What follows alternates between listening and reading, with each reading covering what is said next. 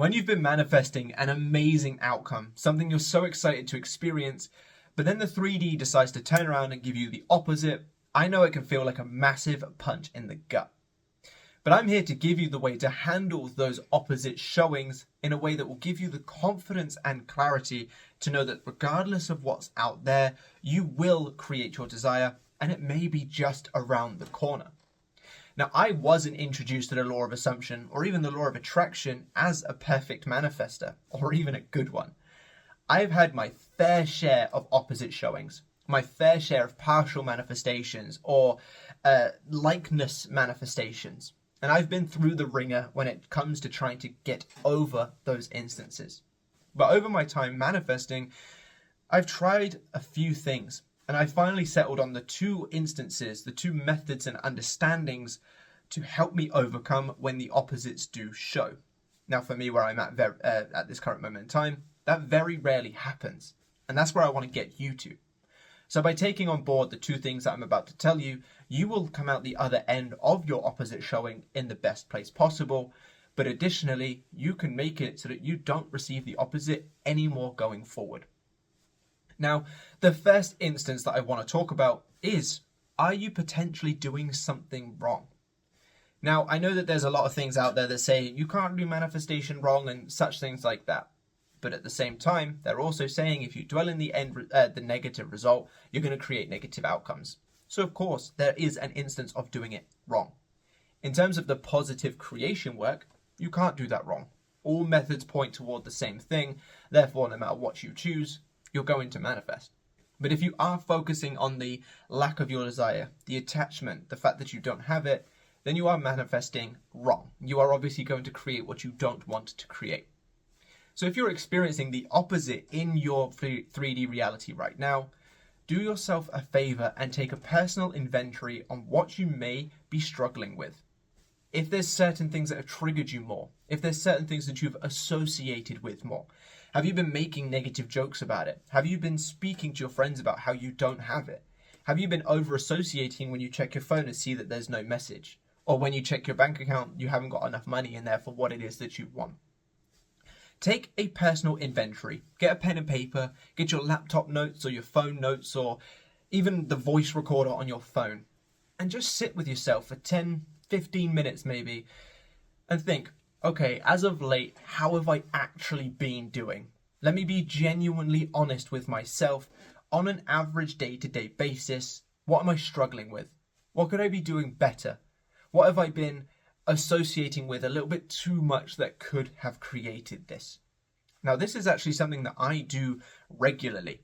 I have a daily manifestation planner, which you can get for free if you become part of my newsletter, or it's available for free as part of the membership tiers as well. So if you're interested in grabbing it, focus on one of those two things. But there is a page on it that basically says, today, what was my dominant state? I fill this out myself on a regular basis. I'll say lately, mostly lately, because I don't feel I need to do it on a daily basis anymore. But lately, what will I say that I've genuinely been my percentages when it comes to dominancy regarding my desires? And if I can say, oh, actually last Monday I had a really bad day because of this trigger and I was making so many jokes about how I wouldn't receive it or whatever it is, I'll take note of those things. I'll literally write them down and say, I was triggered by this. I was too slow at getting myself out of the spiral on this. I made more jokes than maybe I should have about how I didn't have this. I walked around with a low mood because I was just overly associating with the fact that I didn't have this. Stuff like that.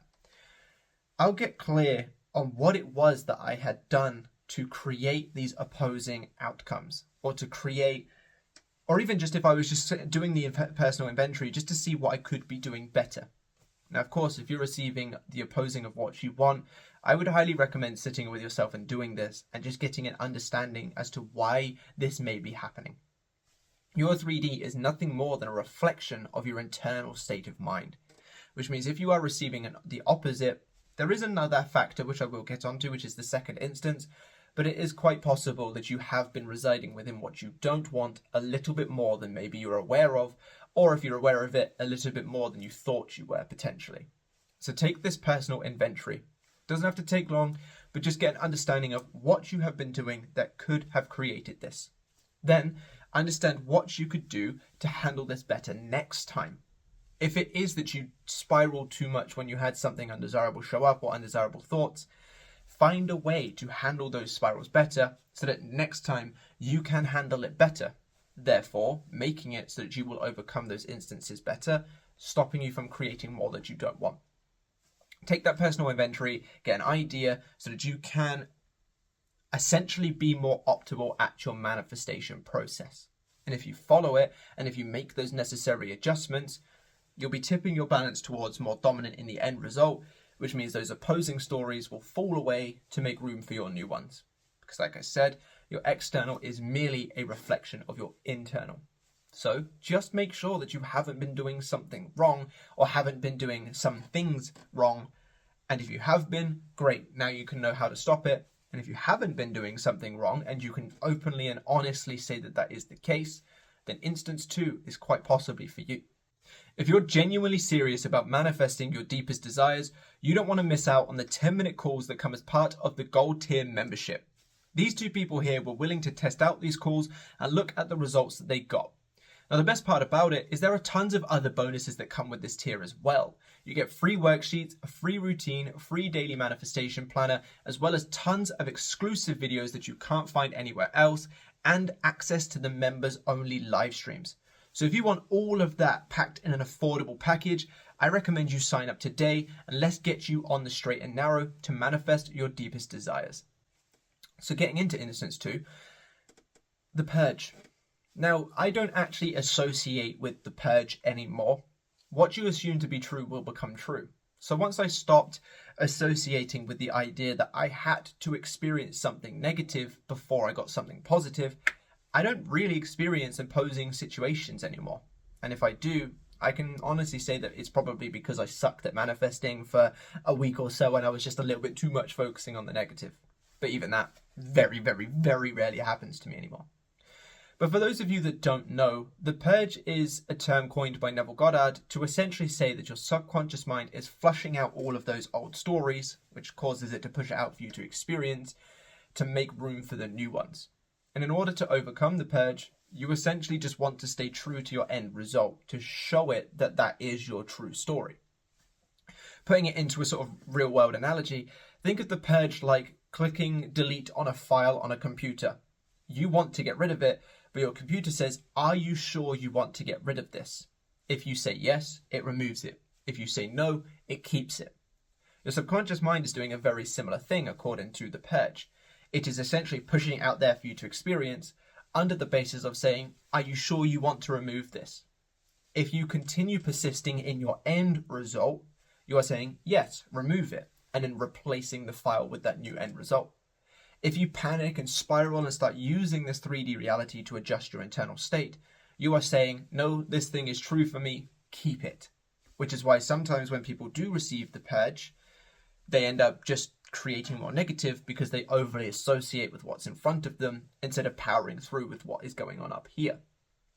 Now, the reason I'm saying this, despite the fact that I don't personally associate with the purge anymore, is because I know many of you watch other channels who basically just speak what Neville spoke.